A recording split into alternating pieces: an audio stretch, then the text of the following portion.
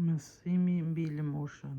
Ruani se I bëni veprat e mira tuaja në sytë e njerëzve për t'u parë prej tyre, përndryshe nuk do të keni fare shpërblimi te Ati juaj që është në qiell.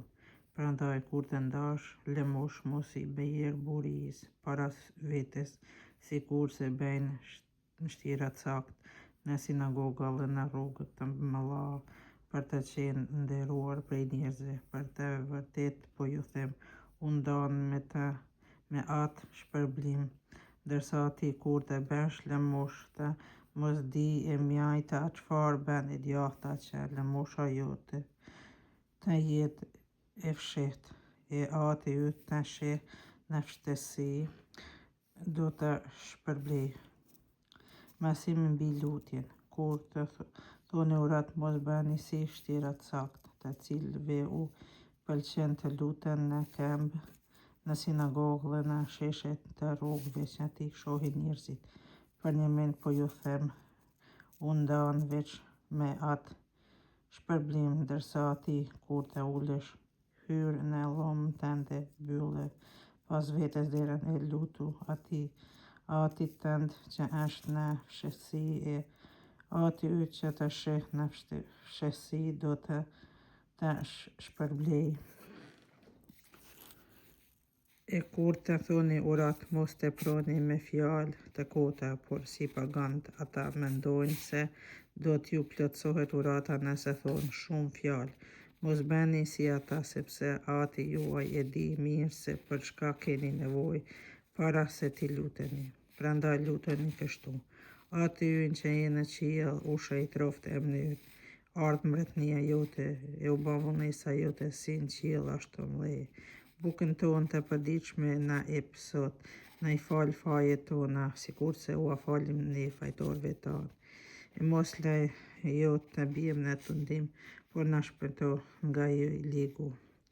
Vërtet në qoftë se ju ua falni njerëzve gabimet e tyre, edhe Ati juaj qiellor do t'ua falë juve.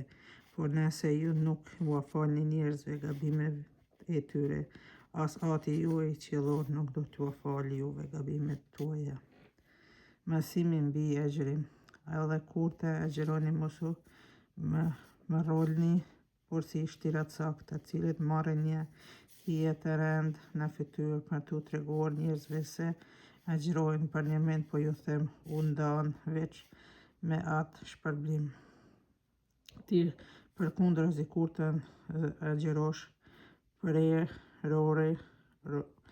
përreroje krejt tënde dhe laje fytyrën tënde, që ta mos e vënë re njerëzit se po agjëron, por Ati yt që është në fshehtësi. Ati yt që sheh në fshehtësi do të shpërblej. Thesari në qiell. Mos grumbulloni për vete thesare mbi tokë, ku I brejnë tenja e ndryshku, ku vjellësit mbirojnë muret e vjedhin.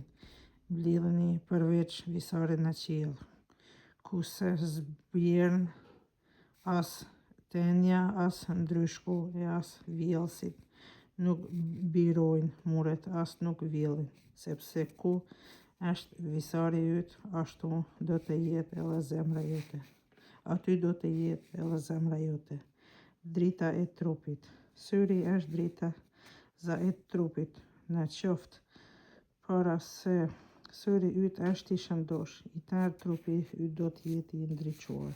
Por në qoftë se syri yt I sëmurë, I tërë trupi yt do të jetë I errët. Në qoftë para se drita që është në ty është errësi, se çterë I madh do të jetë. Hyj në mamuna. Askush mund të shërbej ty zotëri vet, sepse ja do ta urrej njërin e tjetrin do ta doj, ja do t'i mbështet njërit e tjetrit do ta kthej shpinën. Nuk mund t'i shërbejnë hyll dhe pasurisë. Kujdes I tepruar ndaj pasurisë dhe brengosja. Prandaj po ju them, mos u brengosni për jetën tuaj se çka do të hani e çka do të pini, as për trupin tuaj se çka do të vishni. Vallë, a nuk është jeta më e vlefshme se ushqimi e trupit si petku. Shiko si shpendet e qiellit, as nuk mbillin, as nuk korrin, as nuk mbillin në drithërinë e atit tuaj qiellor i ushqen. A nuk jeni ju me të vlefshëm se ata? E kush prej jush me gjithë përpjekje shqetësuese që të bëj është i Zotit as zgjas sa do pak jetën e vet. E përveshje përse brengoseni aq. Shiko si rriten lilat e fushës, nuk heqin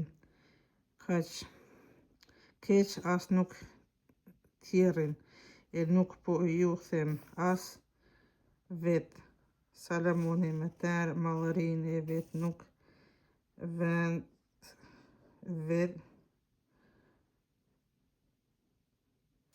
e unë po ju them as vet Salomoni me tërë mallërinë e vet nuk është veshur si njeri nga ata.